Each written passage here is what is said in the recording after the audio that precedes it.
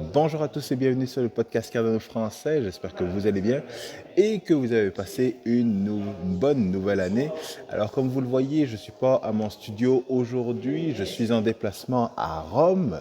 Je suis encore là pour quelques jours et j'ai passé donc la nouvelle année ici, dans cette belle ville. C'est vraiment, vraiment bien. Je vous montrerai un petit peu des photos de l'hôtel dans lequel je suis. Mais je voulais vous faire une petite vidéo rapide pour vous souhaiter évidemment une bonne année 2024, le meilleur, la santé, évidemment, la santé, des bonnes relations avec la famille et beaucoup, beaucoup, beaucoup, beaucoup d'argent. Alors, évidemment, comme je vous le dis depuis quelques semaines là maintenant, ce bull run, ça va être un bull run où il ne va pas falloir déconner. Alors, je voulais vous donner trois éléments clés justement pour cette année pour vous assurer de maximiser vos gains, parce que ça va être très important évidemment. Et je m'excuse, il y a pas mal de monde autour de moi. Mais c'est ça, donc je voulais vraiment vous faire une vidéo rapide et je vais aller dans plus de détails dans des prochaines vidéos par rapport à ce sujet-là. Donc, les trois éléments clés dont il va falloir faire attention cette année. Premier élément, avoir une théorie, une ou plusieurs théories sur ce qui va se passer en crypto cette année. Alors, vous le savez, évidemment, cette année, on va avoir l'ETF, donc l'approbation de l'ETF Bitcoin qui va arriver, qui va ramener beaucoup de liquidités et de spéculation également. On va avoir par la suite l'ETF d'Ethereum qui va également aussi arriver. Alors, est-ce que ça va être rapidement après l'ETF de Bitcoin ou alors est-ce qu'il va y avoir un petit peu de temps entre les deux ETF? On va voir, mais dans le fond, c'est sûr qu'il va y avoir de la spéculation et que le prix d'Ethereum, justement, va augmenter avec ces spéculations, exactement comme le prix de Bitcoin durant toute l'année 2023. Sauf que, évidemment, pour Ethereum, ça va être beaucoup plus rapide. Donc, c'est ça qui va arriver, peut-être pas au deuxième niveau, mais les discussions vont arriver très rapidement parce qu'on sait que l'ETF de Bitcoin devrait être approuvé aux alentours du 5 à 10 janvier, donc dans quelques jours. Il va y avoir également la baisse des taux d'intérêt aux États-Unis. Donc, l'argent va être plus cheap à emprunter et justement à investir en bourse, en crypto et ainsi de suite. Il va y avoir le halvening, il va y avoir également les élections américaines avec plusieurs candidats qui sont pro-crypto. Donc, encore une fois, beaucoup de discussions sur le mainstream, beaucoup de discussions qui vont amener justement une certaine confiance. Donc, ça, c'est un autre élément qui va amener également beaucoup de promesses de stimuli. Donc, les politiciens vont commencer à vouloir payer les gens pour qu'ils votent pour eux. Et évidemment, cet argent-là va s'en aller dans les cryptos, en bourse et dans différents investissements. Donc, beaucoup de choses qui vont arriver et notamment même avec le halvening. On sait que le halvening, c'est un supply shock. Donc, ça fait en sorte que il va y avoir moins d'offres sur le marché, mais énormément de demandes, justement, avec les différents ETF. Les ETF qui vont être des spot ETF, donc ils vont devoir acheter physiquement du Bitcoin pour pouvoir pallier à la demande. Donc, tout ça, ça va être des éléments qui vont arriver. Et cette liquidité-là, notamment par rapport à l'ETF, ce n'est pas de la liquidité qui va arriver jour après jour après jour après jour. Ça va arriver sur des trimestres parce que ces institutions, les grosses institutions, dans le fond, investissent trimestre. Après ça, ils font le bilan. Après ça, ils réinvestissent et ainsi de suite. Donc, on risque d'avoir justement de l'achat continu, notamment par rapport aux cryptos, par rapport à Bitcoin, de l'achat continu tout au long de l'année pour avoir une fin d'année 2024 où on va avoir le bilan de l'année. Donc, si l'ETF est acheté à partir si l'ETF est approuvé à partir du 5 janvier et qu'il commence à investir au premier trimestre de l'année 2024, à la fin de l'année, dans le fond, on va voir justement, est-ce que les gens qui avaient investi ont fait des profits ou pas et des choses comme ça. Donc, il va y avoir une grosse attention, dans le fond, au niveau des cryptos durant toute l'année 2024 avec une fin d'année qui devrait être parabolique. Mais ça, j'irai dans les détails dans une autre vidéo. Il faut savoir également, dans ces différentes théories que vous allez mettre en place, là, il va falloir savoir qu'est-ce qui va pumper. Alors évidemment, Bitcoin va pumper. Ethereum va pumper. Après ça, il va y avoir justement les altcoins, les différents altcoins qui vont commencer à monter. Et pas juste les altcoins, ça va être également leur écosystème. Donc, on sait que Ethereum, si Ethereum monte, il va y avoir tous les L2 d'Ethereum, là, les Layer 2 d'Ethereum qui vont commencer à monter également. Même chose au niveau de Cardano. Si Cardano monte, après ça, il va y avoir tout l'écosystème, toutes les cryptos de l'écosystème de Cardano qui vont monter. Même chose avec Solana, même chose avec Algorand et ainsi de suite. Donc, si vous êtes bien placé, autant au niveau de Bitcoin, Ethereum, Cardano, si vous êtes diversifié que des différents altcoins, eh bien, c'est sûr que les altcoins qui sont loin d'un CoinMarketCap vont performer beaucoup plus que les altcoins qui sont dans le top 10. Qu'est-ce qui va monter également? Ben, c'est sûr qu'il va y avoir toutes les différents altcoins, tous les écosystèmes, comme je le disais. Le gaming également, le DeepN qui est un secteur que je n'ai pas encore très très détaillé dans la vidéo, mais c'est un secteur que j'entends beaucoup parler, là, le DeepN, le Decentralized Infrastructure. Et donc ça risque de monter également. Mais dans vos théories, vous allez devoir savoir également les différents indicateurs qui vont vous permettre de vendre votre crypto.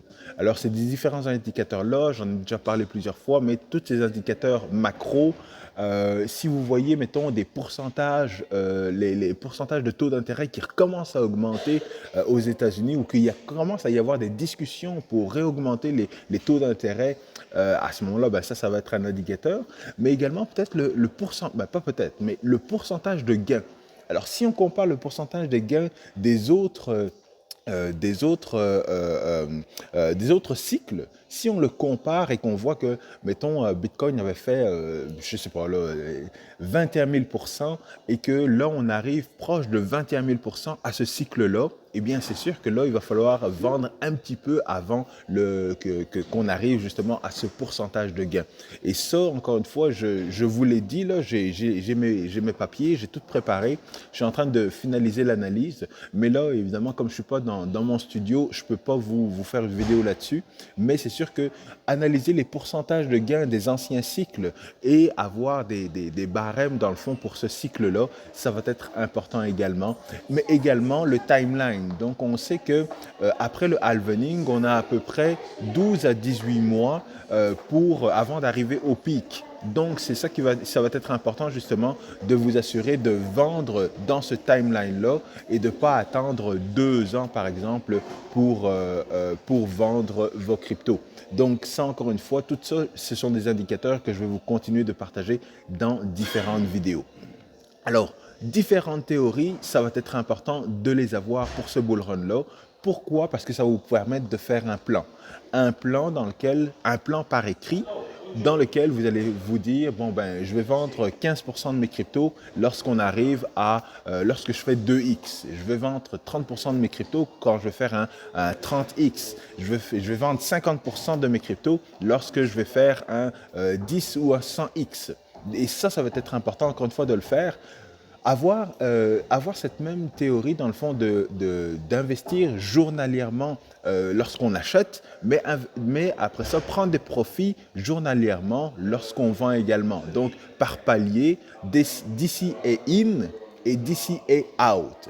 Et également avoir une distinction de vos portfolios. Donc, si vous avez des portfolios long terme, ben ça c'est correct. Et si vous avez des portfolios, excusez, il y a beaucoup d'enfants dans l'hôtel. Mais avoir un portfolio pour le trading également, ben ça va être important d'avoir tout ça.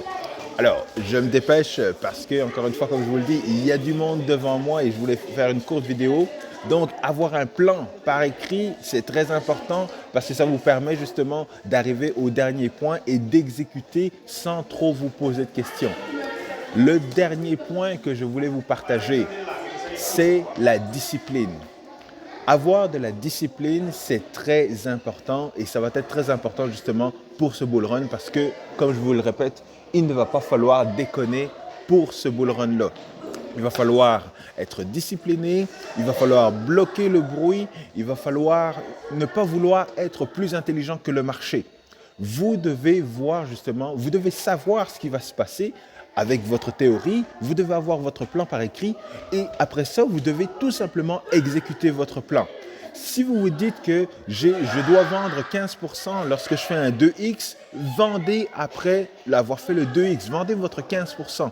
Ne soyez pas plus intelligent, ne pensez pas à essayer d'aller chercher un petit peu plus de gains par-ci par-là, parce que par exemple, dépendamment du timeline, là, si vous vendez aux alentours de, si vous vendez aux alentours de 5% avant le top, parce que vous avez un timeline de 12 mois et qu'au bout de 12 mois, vous vendez 80% de votre portfolio et qu'après ça, Bitcoin refait un pump de 5% et que les altcoins refont un pump de 30 ou 50%, c'est pas plus grave que ça. Au moins, vous avez sécurisé votre gain et c'est ça qui est le plus important, selon moi en tout cas.